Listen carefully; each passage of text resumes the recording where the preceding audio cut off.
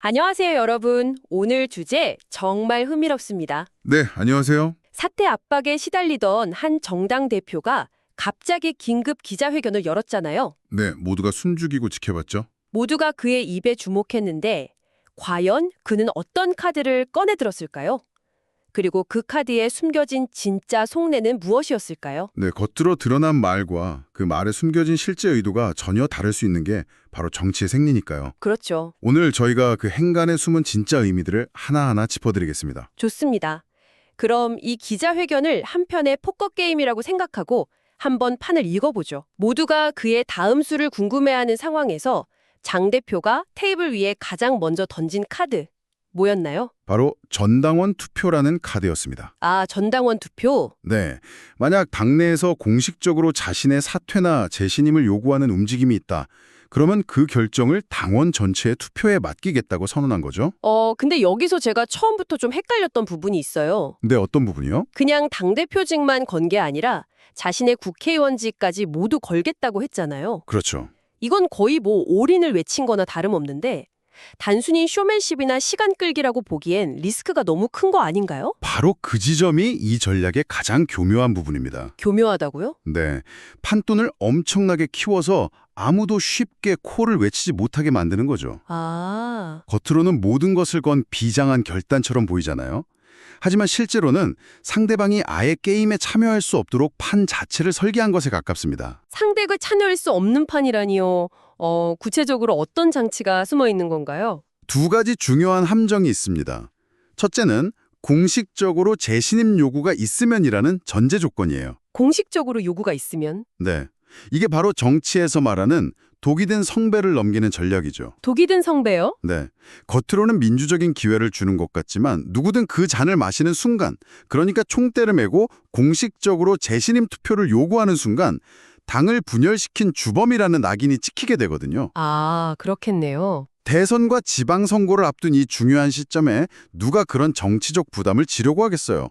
아무도 선뜻 그 잔을 마시려 하지 않겠죠. 와, 그러니까 나를 심판하고 싶으면 너도 정치 생명을 걸어라 하고 공을 상대에게 그냥 넘겨버린 거군요. 바로 그거죠. 이거 누구 한 명이 총대 매기 정말 어렵겠는데요? 그렇죠. 그리고 두 번째 함정은 바로 시간입니다. 시간.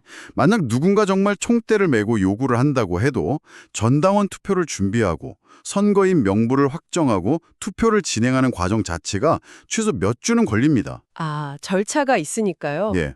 그 시간 동안 사퇴 압박의 동력은 자연스럽게 약해지고요.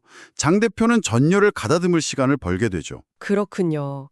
결국 지금 당장 자신에게 쏟아지는 비판의 화살은 피하면서 동시에 갈등의 책임을 반대파에게 떠넘기는 아주 정교하게 계산된 수였네요. 맞습니다. 그래서 올인을 외치는 것처럼 보이지만 실제로는 아무도 받지 못할 판을 만들어 놓고 자신의 건재함을 과시하는 고도의 심리전이라고 분석하는 겁니다. 알겠습니다. 첫 번째 카드인 전당원 투표의 속내는 이제 확실히 이해가 됐습니다. 그런데 논란의 또 다른 축이 바로 인사 문제였잖아요. 네, 아주 시끄러웠죠. 특히 그 37개 지역구의 당협위원장을 교체하는 문제가 있었는데 이 문제에 대해선 한 발 물러서는 모습을 보였단 말이죠.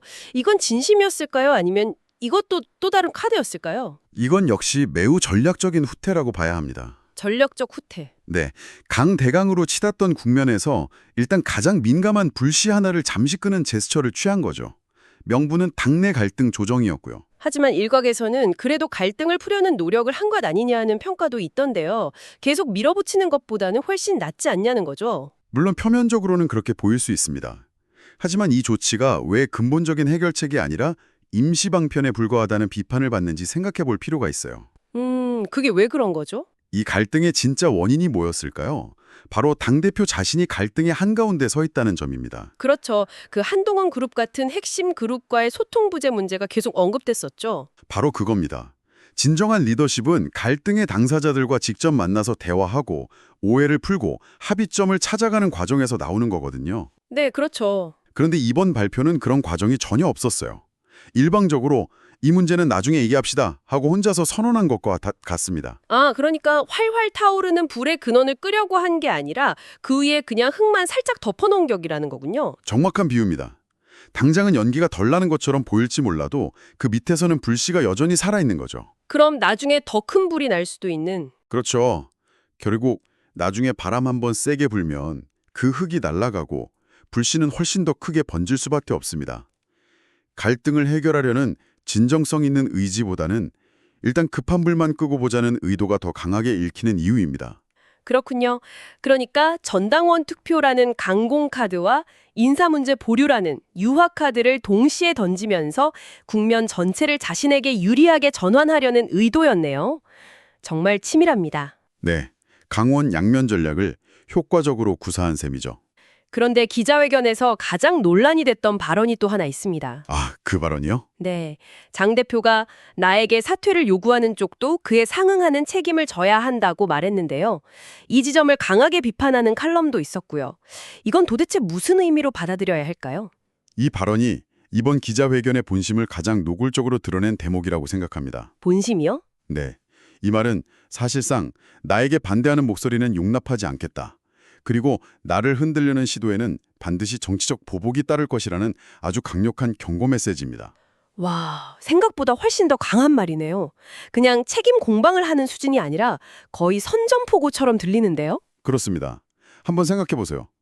조직의 리더가 위기 상황에서 보여줘야 할 가장 첫 번째 덕목이 뭘까요?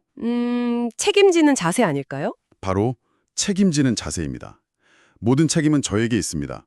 제가 부족했습니다 라고 말하며 먼저 자신을 낮추고 조직 전체를 위해 자신을 희생할 수 있다는 모습을 보여주는 것이죠. 그렇죠. 리더가 먼저 책임을 져야 구성원들도 따르는 거니까요. 그런데 이 발언은 정반대입니다. 먼저 책임지는 모습을 보이기는커녕 반대 의견을 내는 사람들에게 너희도 책임질 각오를 하라고 협박하는 것과 같아요. 위축시키는 굉장히 위험한 발상입니다. 결국 우리는 한 팀이라는 메시지가 아니라 내 편 아니면 적이라는 메시지를 당 전체에 던진 셈이네요. 네, 자신의 리더십에 대한 도전을 당을 위한 쓴소리가 아니라 권력 찬탈을 위한 해당 행위로 규정해버린 겁니다. 와, 통합과 화합을 이끌어야 할 대표가 오히려 분열과 대립의 중심에 서버린 아이러니한 상황이죠. 오늘 쭉 이야기를 정리해보니 이 기자회견의 모든 내용이 결국 당의 미래나 국가 비전이 아니라 오직 장 대표 자신이라는 한 사람에게만 집중되어 있었다는 느낌이 강하게 듭니다. 정확하게 핵심을 보셨습니다. 기자회견의 의제를 다시 한번 정리해보면 명확해져요. 네. 첫째, 자신을 향한 사퇴 업박을 어떻게 방어할 것인가. 둘째, 전당원 투표라는 카드로 어떻게 내부 갈등을 정면 돌파할 것인가. 그리고 셋째, 논란이 된 인사 문제를 어떻게 임시로 봉합할 것인가. 딱 이 세 가지뿐이었습니다. 듣고 보니 정말 그렇네요. 정작 국민들이나 당원들이 궁금해할 만한 내용은 거의 없었던 것 같아요. 맞아요. 예를 들면 앞으로 우리 당은 어떤 정책을 중심으로 나아갈 것인지, 코앞으로 다가온 선거는 어떤 전략으로 치를 것인지 같은 것들이요. 네, 맞습니다. 앞으로 당을 어떤 비전으로 이끌 것인지에 대한 정책 방향, 다가올 큰 선거들에 대한 구체적인 전략, 그리고 무엇보다 국민들의 삶을 더 나아지게 할 비전 제시는 거의 찾아볼 수 없었죠. 전부 다 당내 권력투쟁 얘기였군요. 네, 모든 질문과 답변이 그 블랙홀 속으로 빨려 들어갔습니다. 결국 당의 미래나 국민을 위한 정책보다는 자신의 정치적 생존이 최우선 과제였다. 이런 해석이 나오는 이유를 이제는 확실히 알겠습니다.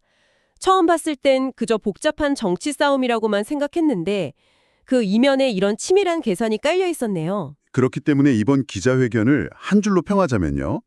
당대표로서의 무게감과 책임감을 보여주기보다는 내부의 위기를 오히려 자신의 정치적 정당성을 강화하는 기회로 활용한 발표였다고 정리할 수 있겠습니다. 위기를 수습하는 리더가 아니라 위기를 이용하는 정치인의 모습에 더 가까웠다는 것이죠. 오늘 분석 덕분에 기자회견의 퍼즐 조각들이 완벽하게 맞춰지는 기분입니다.